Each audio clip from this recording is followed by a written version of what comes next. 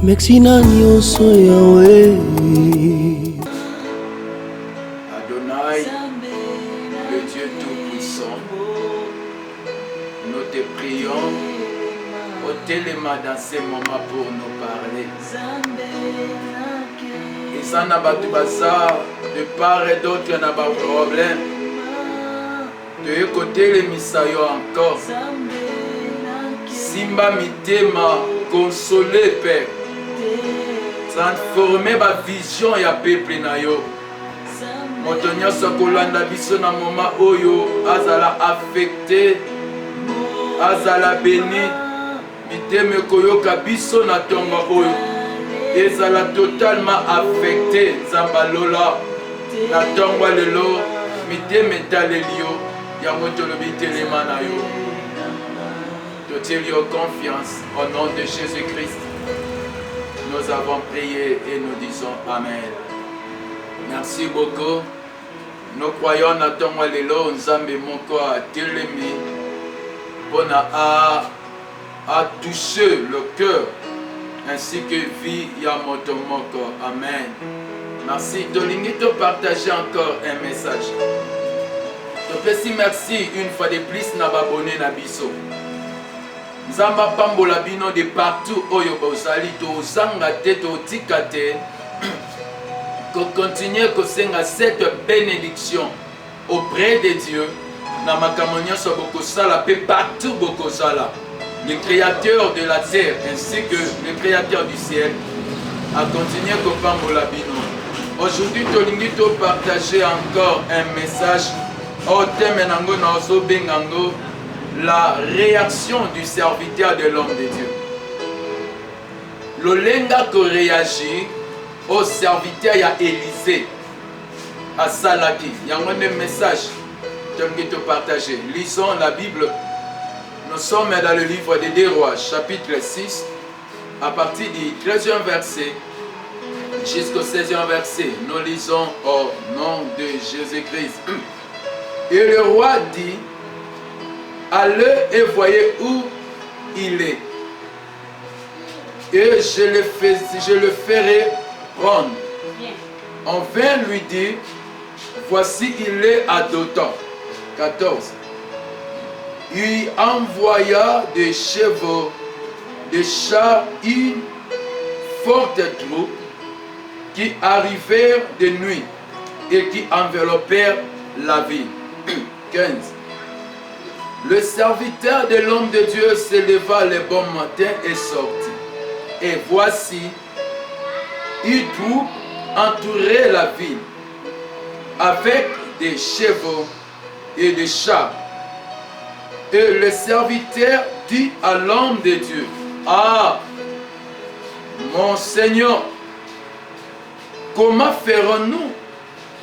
Il répondit, ne crains point, car ceux qui sont avec nous sont en plus grand nombre que ceux qui sont avec eux.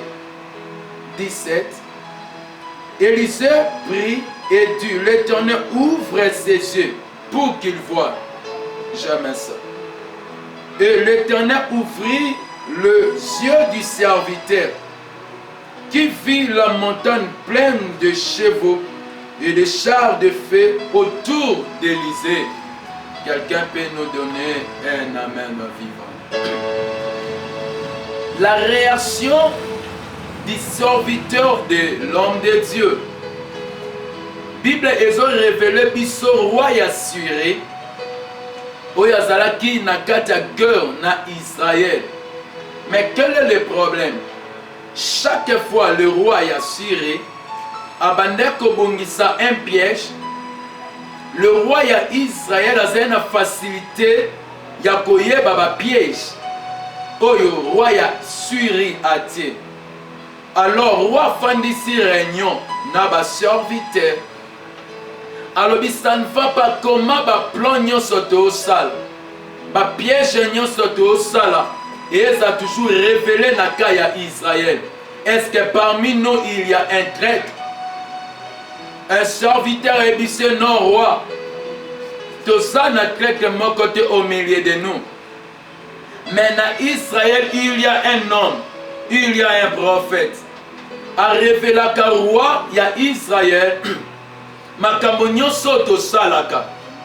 Oui, c'est que j'ai compris. Élisée azalaki n'importe qui te. Élisée azalaki muto abandaki demeurer na ngomba. Élisée, il était un homme de la montagne. Élisée, il était un homme qui cherchait Dieu. C'est que j'ai compris. Quand on reste trop dans la montagne, les anneaux montent à la cacher. Je vais parler à quelqu'un, vous avez des combats dans la famille. Je vais parler à quelqu'un, tu as des combats dans ton travail. Est-ce que tu vis sur la montagne? Quand je parle de la montagne, c'est ça, avoir une vie de prière. Quelqu'un peut me donner amen. Quand je parle de la montagne, il y a moins de causes, on a une vie spirituelle élevée avec Dieu. Je vais te parler quelque chose. Au compétissa jamais. Basalela yo fausse lion pour na babouaka yo. Oui. Au compétissa jamais. Baselo fournaise ardente pour na babouaka yo. Mais si tu es un homme de montagne, ce que ça un homme, il y a intimité avec Dieu. Ce que ça un homme qui demeure dans sa présence, quel que soit le plan, il y a fausse lion. Et que si parce que tu aimes la montagne, ou vivre dans intimité avec Dieu, c'est ça Élisée. Je vais rappeler quelqu'un. Tango lobake na famille na biso bitumba yesa.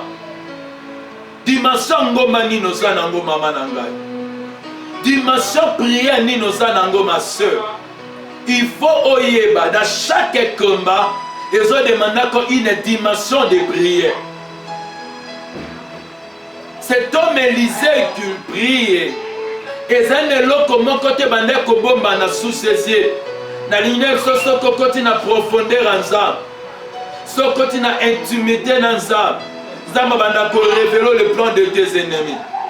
Zamba banda ko parler même d'autres choses dans la carte secret. Amen. Élisée qui priait. La Bible nous dit, le roi Lobi, lokola Élisée, nous avons révélé nos plans. Il faut tout kanga Élisée. Atindi troupe à soldats pour ne menacer tout kanga Élisée. Mais j'aime ça. Bible et Lobi le matin, le serviteur de l'homme de Dieu Abimi. Dans Abimi, a moni troupe. Il y a des soldats qui ont entouré la maison. Alors le serviteur a réagi. A gagné, oh mon Seigneur, toko sala nini. Na lingine bisande komoko. Pourquoi ozo ganga ba cri, il y a désespoir. Ça c'est la réaction du serviteur. Ah mon Seigneur. Il y a ba cri, il y a désespoir. Eza ba cri ya bato ba yebi nzambe te. Eza ba cri ya bato ba ondima te ke nzamba za na makoko sala quelque chose. Na ligne biso ce problème est comme lioma ya miso ma ozotangisa yango solution te. Oui. Ce problème est comme lio ba souci ozotia yango na problème yango na solution te. La réaction du serviteur agangi l'homme de Dieu ezako ganga ba souci ezako ganga ya regret. Combien de personnes bazana nzambe mais tant ils ont marché na ba vie na bango tant ont traversé ba moment piaka krini no kriaka. My God, krini no zo ganga pour nous vivre la solution dans ta vie. Nous avons aimé par la grâce de Dieu. Dans vos serviteurs, mon Seigneur, c'est-à-dire à considérer plus ma kamamoni, mais à dire qu'elle jamais connu Nzamba serviteur, Nzamba maître naïe. Oh Jésus. À Tambolana Élisée, mais à dire qu'elle jamais connu la grandeur Nzamba Élisée. Beaucoup de personnes sont en train de prier, mais à dire qu'elle jamais reconnaître la grandeur ainsi que la puissance de Jésus-Christ dans leur vie. Soko yebi monene nzambe na vie notre banda kolela devant ba problème. So yebi la capacité nzambe na vie notre banda kolela devant les problèmes. C'est ça la réaction du serviteur, n'est-ce pas? A ganga yeba kite que Élisée Asa un homme de Dieu, oh, tout autour de lui, Asa peut na armée nae. Quelqu'un peut me donner un amen vivant. Le serviteur a gagné, homme de Dieu, parce que à mon acquis troupe, na lingina yebisayo, na tout aussi une question. Na ba difficulté yo somona, quelle est ta vision? Tu sais, ma sœur, mon frère, chaque fois que la grandeur et la stérilité na yo, okobosa na que le ciel, et ça ma koko pesa moi ça nonata moi. Oh, alléluia. Chaque fois que la difficulté de ta vie, okobosa na que le ciel, et ça ma koko faire marcher les paralytiques de 38 ans. Oh, alléluia. Quand tu regardes tes problèmes et qu'on aveugle tes yeux. Parce que quand tu lèves les problèmes dans ta vie, ta vision est comme faible. Oh Dieu Jésus. Makambozo mona na vie et bosani so vision croix. Makambo mona na vie et bosani sio que il a dit tout est accompli à la croix. Makambozo mona na vie et bosani sio la grandeur de l'Éternel. Qu'est-ce que tu vois? Je vois encore le chrétien, le disciple Emmaüs, à cause de la souffrance, vision na bango bunga, babosani ki jour bazolela. C'était le 3e jour de la résurrection. Et là qu'on y n'est vision na yo. Ce qui passe ce matin, ce qui continue côté la passe, vision na yo mon alisu nzambete. Vision on a toujours les problèmes. Oh la ponani na makambozo mona, c'est ça. Entouré par des problèmes. Mais je mets la réaction Élisée.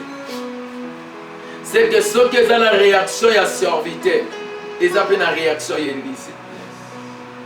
Dans l'inef son zamba aide yo. Tout autour na yo appelle ça yo batu. Oh bazana vision même était à kolela na yo. Mais au bas, ils sont toujours racistes. Toi, Dieu est vivant. Quelqu'un m'attend. Quand ton entourage n'est pas bateau, tu ne peux pas casser au lait là. My God. Ton entourage n'est pas bateau, tu ne peux pas la foi ainsi que la force de son pasteur doit avancer. Bateau, tu peux pas force de son fiancé, il y a un Dieu. Mouton, tu peux pas casser avec Dieu, tu dois avancer. Elisa et Bissé n'est pas fait. Bah, oh, bah, entouré Bisso. Bah, ça plus nombreux que groupe Oyomoni. Je vais parler à quelqu'un. Quel que soit ma Zomona, celui qui est en toi, il est plus grand que celui qui ira dans le monde. Jésus-Christ en toi a dominé ma problème. Jésus-Christ en toi a vaincre le plan de tes ennemis. Eux qui prophétient que bâtir le piège pour nos coups à poison. Yamoli Moko Kalisu Koliate Kolalate. Mais je te rappelle, Jésus-Christ dans ta vie, Asa plus fort, plus grand que Makambo Zomona. Pé Elisa Lobi, Geyazi, Alobi serviteur, on a ensemble la ponomi se fongwa. Tant ensemble pour na serviteur, mi se fongwa. Bible lobi serviteur a moni troupe à makasi likola ngomba. Na sambeli pona yo. Ando ya makama mabozo mona. Zamba fongola misu no mona bana na stérilité. Zamba fongola misu no mona musala na chômage. Zamba fongola misu no mona grandeur na petitesse. Zamba fongola misu no mona ouverture na petitesse. Zamba changer ta vie. Moutou a changé vision na yete ma campé ko changer te. Nzamba banda d'abord ko changer la vision de l'homme pour na changer ma kamunaye. Na zobonde la nzamba changer ta vision. Façon na comment la makambe changer. Nesika comment na kolelo mona la réponse. Nesika comment na kolelo mona nzambe. Et si ça je prie pour toi. Nzamba affecter ta vie. Nzamba changer ta vie. Et si ka oza simba mwana zobela. C'est encore possible de m'amener hôpital. Et si Kozali, si ma tonton Marie, Yébissé, oui, Moussa le Koufi, mais c'est lui qui donne le travail à Koufité. My God. Et si Kozali crie dans ta chambre, Loba en dehors ya makambo nazomona nayebaki te, il y a un Dieu capable de vaincre l'armée d'Assyrien. Que mon Dieu vous bénisse. Je te touche par la foi. Nayebi te makambo nini ezopuso oganga bakri ya mawa. Elumineza esu na esengo te. Il y a un Dieu. Zamba kembo telema sikoyo. Zamba kembo kota na ba hôpitaux. Zamba kembo kota na ba prison. Zamba kembo bandako libérer ba vie à bateau. Bakanga musala ne quelque part. Bakanga bana ne quelque part. Bakanga voici ne quelque part. Balia esprit ne quelque part. Je prie maintenant au nom de Jésus. Zamba kembo akango la ta vie. Bachanja vision comme mutakolela. Osaka sous un espoir. Je prie Nzamba kembo. Akota maintenant a changé ta vie. Reçois le miracle. Reçois le miracle. Reçois le miracle. Reçois le miracle. Par le nom de Jésus.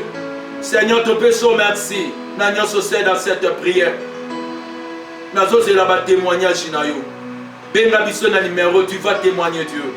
089 956 24 24 Tozana Kishasa. Au Kyokotia plus 243. Zambé Apambola yo. Reçois la grâce. Au nom de Jésus-Christ. Amen. Merci. Bye bye. Mexina nyonso yawe